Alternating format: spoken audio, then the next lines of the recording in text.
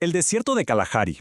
Un lugar que a primera vista parece inmenso, vacío, pero para un hombre, este desierto guardaba uno de los secretos más profundos de la humanidad. Uf, qué frase, ¿no? De inmediato nos mete de lleno en eso que se llamó un mundo perdido. Pero ojo, es clave entender algo desde ya. Esto no va de un simple punto en el mapa, para nada. Hablamos de un estado del alma, de algo que un hombre buscó con una desesperación que era casi sagrada. Y es que por eso esto no es la crónica de una expedición más, no. En el fondo, es el relato de una búsqueda espiritual, una que nace de la necesidad de sanar una herida histórica, una herida muy, muy profunda. Miren, el libro se publicó por allá en 1958 y la verdad fue como un baldazo de agua fría para la conciencia de Occidente. El objetivo era tan simple como urgente, encontrar a los bosquimanos, un pueblo que la llamada civilización, tanto la blanca como la negra, había empujado literalmente al borde de la extinción. Muy bien, ahora sí, vamos al meollo del asunto. ¿De dónde sale una obsesión como esta? Pues todo se remonta a una promesa, una que se hizo en la infancia y que acabó por definir el curso de toda una vida. Esa inspiración tenía nombre y apellido. Clara. Ella era su niñera, una mujer bosquimana. Y fue a través de sus ojos que el joven Lawrence sintió una conexión con un África mucho más antigua. Un África que no aparecía en los libros de sus padres coloniales, sino que se vivía, se sentía, estaba en la mirada. Pensemos en lo que significa crecer escuchando historias de cómo el primer pueblo fue exterminado, y peor aún, sabiendo que los propios antepasados participaron en ello. Esa fue su niñez. Así que claro, cuando a los 8 años escucha que algunos todavía sobrevivían en el desierto, ¡pum!, hace un pacto consigo mismo en su diario. Este viaje no nació de un espíritu de aventura, nació de una culpa colectiva muy, muy fuerte y de una necesidad de reparación. Claro que, para entender una misión de esta magnitud, primero hay que entender al hombre detrás de ella. Y Lawrence van der Post era, sin lugar a dudas, una figura llena de fascinantes contradicciones. Es que su vida entera fue como una danza entre dos mundos.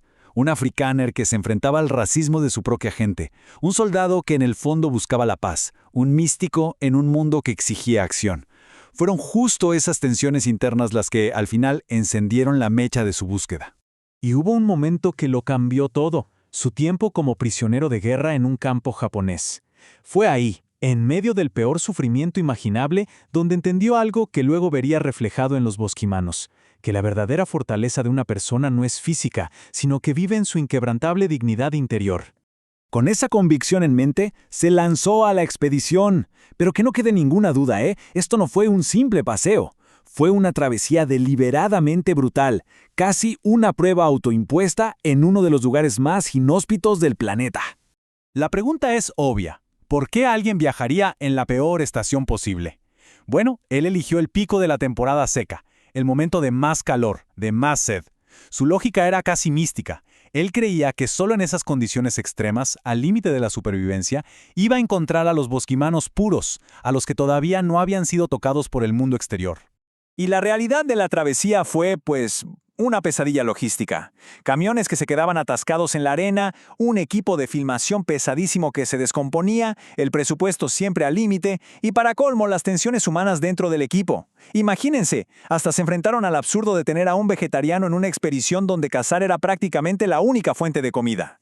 Y entonces, después de semanas de una lucha sin tregua contra el desierto y contra ellos mismos, llegó el momento. El clímax de una búsqueda que había durado toda una vida. El encuentro. Y aquí es donde su trabajo se vuelve realmente trascendental, porque hizo pedazos los estereotipos de siglos, donde el mundo colonial veía primitivos o salvajes. Él vio a los guardianes de una sabiduría ancestral, a personas con una conexión con la naturaleza que el hombre moderno había olvidado por completo. Las descripciones que hace de ellos son fascinantes. Detalla su físico tan particular, esa piel color albaricoque, sus habilidades de caza que parecen sobrehumanas. Eran capaces de seguir el rastro de un animal por días bajo un sol implacable. Pero el verdadero hallazgo fue su espiritualidad. Un entendimiento profundo de que ellos no eran dueños de la tierra, sino que le pertenecían a ella. Vivían, según él, en un estado de inocencia que ya se había perdido. Bueno, y esto nos va llevando ya al final del camino. A reflexionar sobre el impacto, sobre el legado que dejó este viaje y sobre todo el libro que nació a raíz de él. Si tuviéramos que resumir su legado en una sola idea sería esta: El mundo perdido del Kalahari le dio un rostro y un alma a un pueblo que había sido deshumanizado por siglos. Les devolvió la dignidad que la historia les había arrebatado. A ver, es importante ser justos aquí. Su legado no está libre de controversia. Años después, Van der Post fue criticado, ¿no? Acusado de idealizar demasiado a los bosquimanos y de cometer algunas imprecisiones en sus relatos. Sin embargo, incluso con sus fallas, el corazón de su obra sigue intacto como una poderosa y muy necesaria elegía una forma de vida que estaba desapareciendo.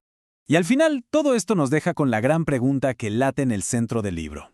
Una pregunta que, la verdad, resuena hoy con muchísima fuerza.